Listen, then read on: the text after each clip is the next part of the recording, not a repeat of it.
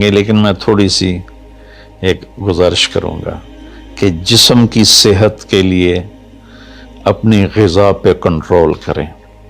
شاید کوئی یہ نہ بتائے، میں رمضان کے آداب میں یہ بات بتا رہا ہوں، سحری اتنی دبا کے نہ کھائیں کہ عصر تک اسی کے ڈکار آتے رہیں، کھٹے ڈکار آتے رہیں، اور افطاری اتنی دبا کے نہ کریں کہ پھر تراویح کے وقت پڑھاؤ کہ ہن میں کیویں پڑھاؤں، اٹھیا ہی نہیں جاندہ، مجھ بن کے ڈٹھا پہ ہوندا ہے۔ تو سحری کھائیں اتنی کہ بس عام معمول کا پیٹ بھر جائے، کچھ حصہ خالی ہو، اور آپ کو دوپہر سے بھوک لگنی شروع ہو جائے۔ جب آپ کو دوپہر سے بھوک لگنی شروع ہوگی تو آگے 6-7 گھنٹے کا سفر ہے، اس میں پوری مشین خالی چلے گی، تو جتنے گندے مادے اور فاسد مادے جمع ہوتے ہیں وہ سارے جل جاتے ہیں۔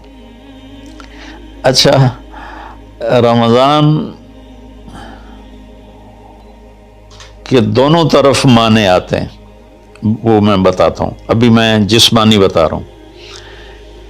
اچھا، ایک اور بھی بڑا خوبصورت رمضان کا معنی ہے۔ اللہ کے نبی نے فرمایا کہ یہ نہ کہا کرو رمضان آ گیا اور رمضان چلا گیا، کہو رمضان کا مہینہ آ گیا، رمضان کا مہینہ چلا گیا، چونکہ رمضان اللہ کا نام ہے، رمضان اللہ کا نام ہے۔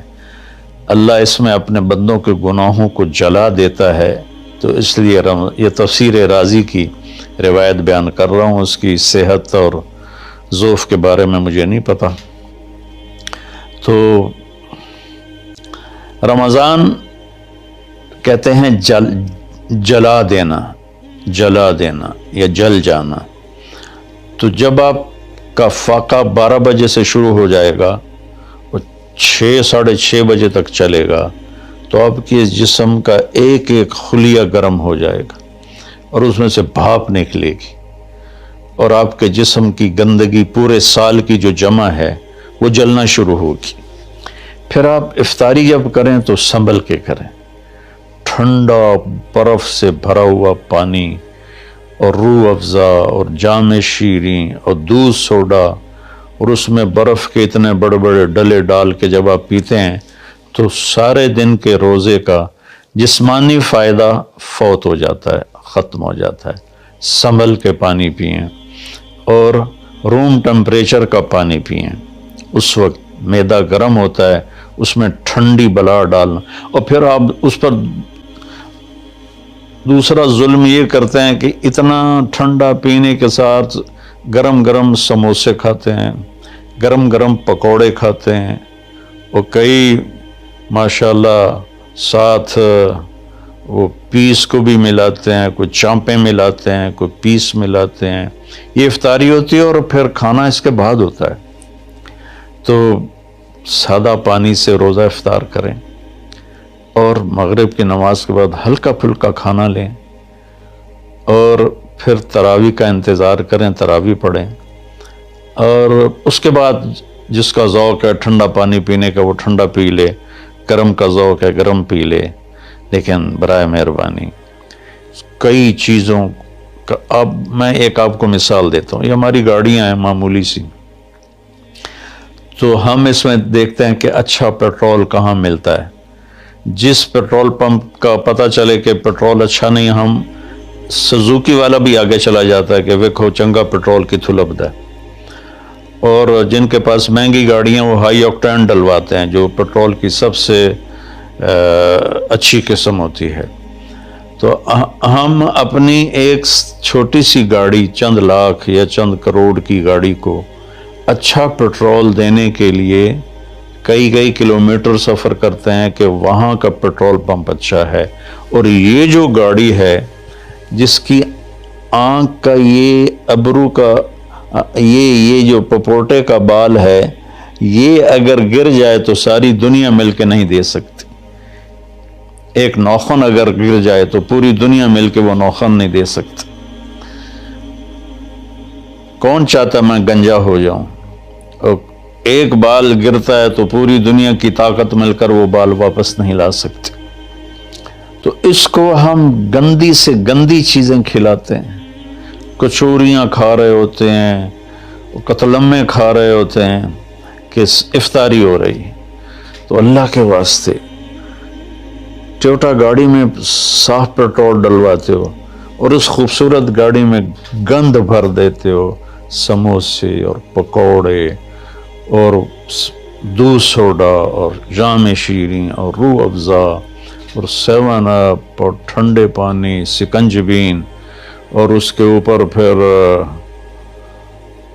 مرغے کے پیس اور چانپوں کے پیس، اور ابھی کھانا بعد میں کھانا ہوتا ہے۔ تو مہربانی کریں اپنے جسم کی صفائی کریں، اعتدال سے کھائیں، افطاری بھی اتنی کھائیں کہ آپ کی بھوک باقی ہو، تو آپ آرام سے تراویحیں پڑھ لیں گے۔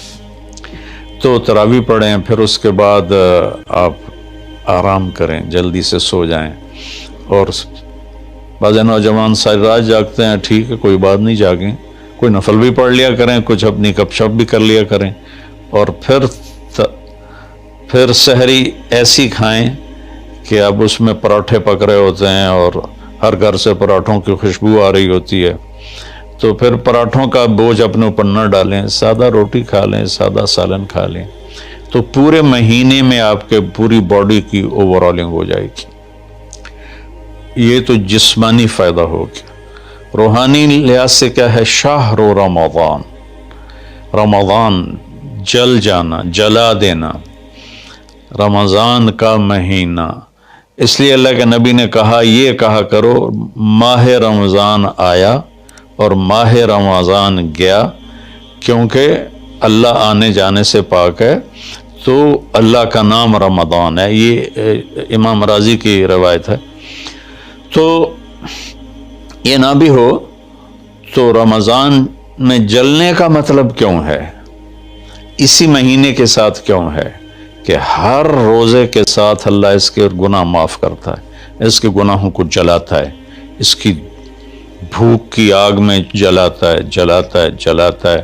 آخری روزے اللہ تعالیٰ کیا کرتے ہیں کہ اس کے سارے گناہوں کو جلا کے راکھ کر دیتے ہیں اور اپنی رحمت۔ اچھا، رمضان کا مطلب بارش بھی ہے، جو سبحان، عربی بھی عجیب زبان ہے۔ رمضان کا مطلب بارش بھی ہے، رمضان کا مطلب اگر رمضا مصدر ہو، رمضا، تو یہ بارش کا مطلب ہے، رمضا ہو تو یہ جلانے کا مطلب ہے۔ سبحان اللہ، کہ رمضان ایسا مہینہ ہے کہ اس میں ایسی رحمت کی بارش ہوتی ہے، سارے گناہ دھل جاتے ہیں۔ رمضان ایسا مہینہ ہے کہ اس میں ایسی اللہ کی رحمت متوجہ ہوتی ہے کہ سارے گناہ جل کے راکھ ہو جاتے ہیں، ہوا میں اڑا دیے جاتے ہیں راکھ کی طرح۔ تو یہ تب ہوگا جب ہمارا پورا جسم روزہ رکھے، ہماری آنکھیں روزہ رکھیں، ہمارے کان روزہ رکھیں، ہماری زبان روزہ رکھے، ہمارے ہاتھ روزہ رکھیں، ہمارے پاؤں، ہمارا دل، دماغ روزہ رکھے، تو پھر یہ روزہ، یہ رمضان بنے گا اور ہمارے گناہوں کو جلا دے گا یا دھو دے گا۔ اور اس میں خاص طور پر اللہ کے نبی نے فرمایا کہ شراب پینے والا توبہ کر لے، چونکہ شرابی کی بخشش نہیں ہوتی رمضان میں۔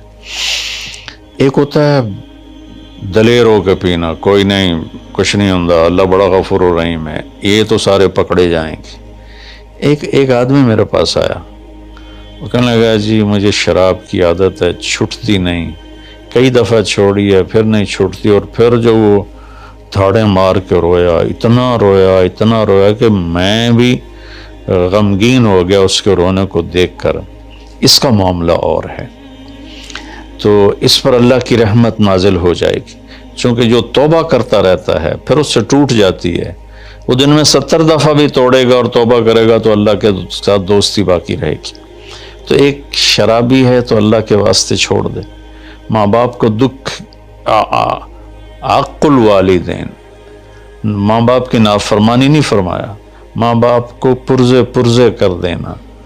نافرمانی تھوڑی بہت ہر بچے سے ہو جاتی ہے، لیکن ایسی نافرمانی کہ ماں باپ کا دل ٹکڑے ٹکڑے ہو جائے، اس کو کہتے ہیں عقوق الوالدین، عاق لوالدیہ۔ جو ماں باپ کے دل کو ٹکڑے ٹکڑے کر دے، اس کی بھی بخشش نہیں ہوتی۔ تو مشاحن، جو دل میں کینہ پال کے رکھتا ہو کسی کے لیے، اور بغض رکھتا ہو کسی کے لیے، نفرت رکھتا ہو کسی کے لیے، حسد رکھتا ہو کسی کے لیے، ایک اس دل پر اللہ کی رحمت کی نظر نہیں پڑتی، اور ایک قاطع الرحم جو رشتہ داروں سے لڑتا ہو، رشتہ داروں سے ماتھا جو مارتا ہو، کبھی سینگ پھنسائے ہیں، کبھی اس کے ساتھ کبھی اس کے ساتھ، خونی رشتوں میں جو غلط سلوک اختیار کرتا ہے، ایک اس کی خاص طور پہ بخشش نہیں ہوتی۔ تو باقی اللہ کا دریائے رحمت ہے، جو بھی توبہ کرے گا، مشرک بھی توبہ کرے گا معاف، سود خور توبہ کرے گا معاف، چور توبہ کرے، ڈاکو توبہ کرے، زانی توبہ کرے، قاتل توبہ کرے، شرابی توبہ کرے، ماں باپ کا نافرمان توبہ کرے، اور رشتہ داروں سے لڑنے والا توبہ کرے، نفرت رکھنے والا توبہ کرے، اور سود پہ کام کرنے والا توبہ کرے، سود کھانے والا توبہ کرے، سب معاف ہو جائے گا، سب معاف ہو جائے گا۔ اور اللہ سے مانگیں کہ اللہ تعالیٰ اس میں ہماری جسمانی صحت بھی بحال کر دے اور روحانی صحت بھی بحال کر دے۔